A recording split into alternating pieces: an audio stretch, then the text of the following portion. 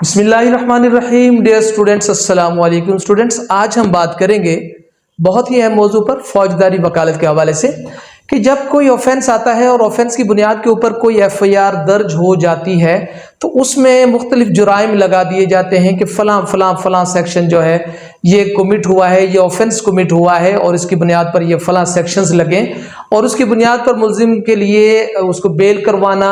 या trial contest करना आसान या मुश्किल हो जाता है। तो उसके ऊपर आते हैं कि पुलिस अमूमन जो है वो एफआईआर जो है उसके ऊपर जो ऑफेंसेस लगाती है वो अमूमन ठीक तरह से नहीं लगाती या according to requirement of law नहीं लगाती। तो वो ऐसा क्यों करती है और इन सारी चीजों को डिस्कस करेंगे कि वो ऑफेंसेस बेसिकली, पहला बड़ा सवाल ये है कि वो ऑफेंस जो है वो किस हवाले से लगना चाहिए कि जो दरखास्त के अंदर जो कंटेंट मौजूद है, जो मटेरियल मौजूद है, जो कुछ दरखास्त के अंदर लिखा गया है, ऑफेंस जो लगेगा एफआईआर के ऊपर वो उस दरखास्त के मुताबिक होना चाहिए या उसके मुताबिक होना चाहिए जो पुलिस की तफ्तीश इस हवाले से कह रही है। अब होता क्या है कि जब कोई दरखास्त दी जाती है तो पुलिस डायरेक्टली फौरी तौर पर 154 की रिक्वायरमेंट्स को मीट करने के लिए फौरी तौर पर एफआईआर दर्ज नहीं करती, हालांकि करना तो चाहिए लेकिन नहीं करती, और पहले उसको इन्वेस्टिगेट करती है और फिर पुलिस कहती है कि जनाब जुर्म बन रहा है या नहीं बन रहा है, ये बन रहा है, ये नहीं बन रहा, तो फिर दर्ज भी करती है तो अपनी इन्वेस्टिगेशन के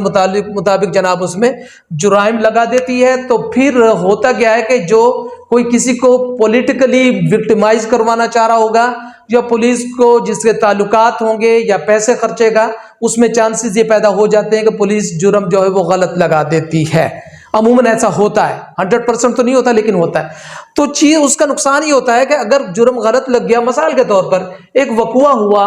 अब वकुआ हो रहा है घर के अंदर, ठीक है जी, घर के अंदर कोई आदमी आए और घर के अंदर आकर जनाब मारपीट की और उसमें कुछ चोटें भी लगी और चोट जो लगी मिसाल के तौर पर उसका रिजल्ट निकला 337A1, ठीक है जी, चेहरे पर खराश थी। अब जनाब दरखास्त दे दी गई कि ये बंदे घर में आए हैं और घर में आकर इन्होंने हमला किया और उस हमले के रिजल्ट में जनाब ये 337A1 का वो लग गया। अब पुलिस अगर ये करती है कि उस वकूए को तहरीर ही बाहर का करती है या तहरीर तो अंदर का कर देती है लेकिन ये कहती है कि जनाब ऑफेंस जो है 452 यानी घर के अंदर का ऑफेंस नहीं बन रहा, लड़ाई घर से बाहर हुई। अब लड़ाई अगर घर से बाहर हुई तो 337A1 जो है वो तो वैसे ही अवेलेबल है, उसमें तो जमानत एज ए राइट मिल जाएगी। जबकि अगर वकूआ घर के अंदर हो रहा है तो फिर उसमें 452 भी साथ लग जाएगा, वो नॉन अवेलेबल है। अब यहां पर पुलिस क्या करेगी कि 452 लगा नहीं रही, वकूए को बाहर का बना रही है और कह रही है कि जनाब इन्वेस्टिगेशन में वकूआ बाहर का, लिहाजा हम नहीं लगाते। जब वो नहीं लगाएंगे तो जाहिर जमानत तो एज ए राइट मिल जाएगी, उसका तो इश्यू कोई नहीं है। अब जब पुलिस ये काम करती है तो उससे यकीनी तौर पर एक पार्टी मुतासिर तो होती है। जहां पर वो गलत ऑफेंस लगाएगी तो वहां पर मतलब मुल्जिम के खिलाफ लगाएगी तो मुल्जिम मुतासिर होगा, और जहां पर मुद्दई के खिलाफ कुछ अहम ऑफेंसेस को छोड़ जाएगी तो उसमें मुद्दई मुतासिर होगा। तो अब करना क्या चाहिए,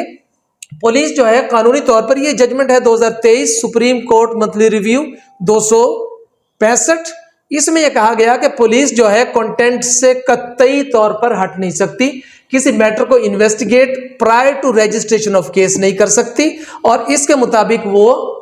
जुराइम जो है लगाने की पाबंद है। अगर नहीं लगाती तो फिर ऐसे जुराइम जो पुलिस ने इससे हटकर लगाए हैं वो जो है उनकी बुनियाद के ऊपर केस को डिटरमाइन नहीं किया जा सकता, ठीक है जी। अब फर्ज करें पुलिस ने लगा तो दिया, अब करे क्या, ठीक, इस वजह से करती है, जैसे मैंने क्वेश्चन किया क्यों करती है, कि पुलिस जो है साजबाज हो जाती है एक पार्टी के साथ, तो फिर वो चाहे मुल्जिम हो चाहे मुद्दई हो तो वो ऑफेंस गलत लग जाता है। अब ऑफेंस गलत लग गया, अब हमने करना क्या है कि हम ये चाहते हैं कि ऑफेंस जो है वो दुरुस्त हो जाए, ठीक है जी। तो उसके लिए दो फोरम है आपके पास। तो अजान की वजह से कुछ लेक्चर को रोकना पड़ा था, तो मैं ये डिस्कस ये कर रहा था कि अगर किसी एफआईआर के अंदर पुलिस जो है जो उसको गलत तौर पर उसने जुराइम का इंदराज कर दिया तो फिर आपके पास दो प्लेटफॉर्म्स हैं। एक आप सेशन जज साहब के पास जा सकते हैं, जस्टिस ऑफ पीस के पास सेक्शन 22A सब सेक्शन 6 में, और वहां पर जाकर आपको इख्तियार है कि आप डायरेक्शन सीख कर लें सेशन जज साहब से कि जनाब एफआईआर के ऊपर जो ऑफेंस पुलिस ने लगाए हैं वो according to contents of application नहीं है, बल्कि उन्होंने इस खुद जो है अपनी मर्जी से लगा दी है। तो इस वजह से जो कंटेंट्स के मुताबिक जो जुराइम है वो ये बनते हैं, तो इसकी एडिशन की डायरेक्शन जो है वो दी जाए पुलिस को एक,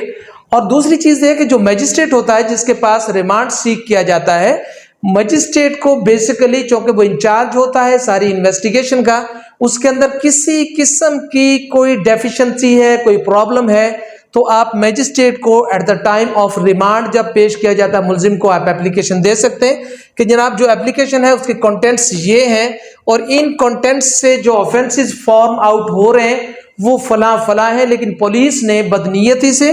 उन ऑफेंसेस के बजाय अपनी मर्जी से इसके ऊपर ऑफेंसेस लगा दिए जो मुद्दई को फेवर करने के लिए लगाए गए हैं। क्योंकि मुलजिम की तरफ से आएगा तो ये कहेगा, अगर मुद्दई की तरफ से आएगा तो फिर यही बात की जाएगी कि पुलिस ने दूसरी पार्टी से साजबाज होकर ये किया है। तो वहां पर फिर सीख किया जाएगा कि जनाब इसको according to contents of application जो है एफआईआर के ऊपर जुराइम का इंदराज जो है वो करवाया जाए, और वो इस हवाले से कंटेंट्स को देखने के बाद वो इस हवाले से एक ऑर्डर देगा और ऑर्डर की रोशनी में एसएचओ को और जो आईओ है कंसर्न दोनों को जिसके पास तफ्तीश होगी वो पाबंद होगा उस ऑर्डर की रोशनी में उन जुराइम को एफआईआर के ऊपर लिखने का या उनको खत्म करने का जिनको खत्म करने का ऑर्डर दिया गया होगा, या सब्स्टिट्यूट करने का जिस तरह अदालत का ऑर्डर होगा मजिस्ट्रेट का। ठीक है जी, तो ये हो गया। अब जनाब बात एक बहुत अहम ये आ गई कि मिसाल के तौर पर पुलिस ने जुराइम लगा दिए। ठीक है जी, उन जुराइम में जनाब जैसे मैंने 452 का मैंने हवाला दिया कि ऑफेंस जो है वो घर के अंदर हो रहा है, 452 लिख कर लगा दिया। ठीक है, एप्लीकेशन में आ गया कि जनाब ऑफेंस जो कि घर के अंदर हुआ है तो 452 भी लग गया घर के अंदर की वजह से, और दीगर जो कोई स्पिनल सेक्शन था लड़ाई का वो भी लग गया। अब पुलिस की इन्वेस्टिगेशन में हुआ क्या है कि पुलिस की इन्वेस्टिगेशन में ये बात खुल कर आ गई है कि ये जो वकूआ है हुआ है एक्चुअली ये वकूआ घर के अंदर हुआ ही नहीं बल्कि ये घर के बाहर, और ये कैसे आई है, ये इन्वेस्टिगेशन में आई है। यानी पहले तो हमने बात कर रहे थे एफआईआर के ऊपर, एफआईआर पे एक्चुअल जो जुर्म उसका इज़ा, अब ये जनाब आ गई इन्वेस्टिगेशन में। जब पुलिस के इन्वेस्टिगेशन में ये बात आ गई कि ये वकूआ घर के अंदर नहीं हुआ बल्कि घर के बाहर हुआ है, तो जनाब फिर पुलिस को ये इख्तियार हासिल है कि वो उस जुर्म को हज़फ कर सके, उसे ख़त्म कर सके अपनी इन्वेस्टिगेशन में। ठीक है जी, तो ये चीज़ें वाज़े हो गई कि अगर एफआईआर के ऊपर गलत जुर्म का इंदराज है तो वो होगा क्या, इस जजमेंट की रोशनी में कंटेंट्स के मुताबिक जुर्म होगा और मजिस्ट्रेट के पास वो इख्तियार हासिल है, सेशन जज साहब के पास भी हासिल है, और वहां से आप जनाब उस जुर्म को दुरुस्त करवा सकते हैं। और जब जुर्म दुरुस्त हो जाएगा तो फिर बेल एप्लीकेशन समेत ट्रायल हर चीज उसके मुताबिक होगी। और अब देखें अगर छोटा जुर्म लगा हुआ है, मिसाल के तौर पर अभी जैसे हमने 452 और 337 का हवाला दिया, तो 337A1 मिसाल के तौर पर लगाए तो उसकी सजा एक बात है 2 साल है। ठीक है जी, तो ट्रायल जो होगा वो 2 साल के मुताबिक होगा और जो बेल होगी उसमें ऐसे राइट मिल जाएगी क्योंकि बेलेबल बन जाता है। लेकिन अगर जैसे ही उसके एडिशन हो गया 452 का, तो उसके अंदर जनाब 7 साल की सजा है 452 की। अब जब बेल ग्रांट होगी तो उसमें वो नॉन बेलेबल है। ठीक है, तो उसमें बेल एज ए राइट नहीं मिलेगी बल्कि 452 के तहत वो बेल खारिज हो सकती है और वो राइट के तौर पर तो मिल ही नहीं सकती। ठीक है जी, और दूसरी चीज ये है कि जब ट्रायल होगा तो उसमें भी 2 साल की सजा अलहदा है और 7 साल की 452 की सजा अलहदा है। तो इंटायरली एक बिल्कुल डिफरेंट सीन आ जाता है गलत सेक्शन के इंदराज से। तो उसकी करेक्शन कैसे करवानी वो मैंने आपको तफसीलन इस हवाले से बता दी।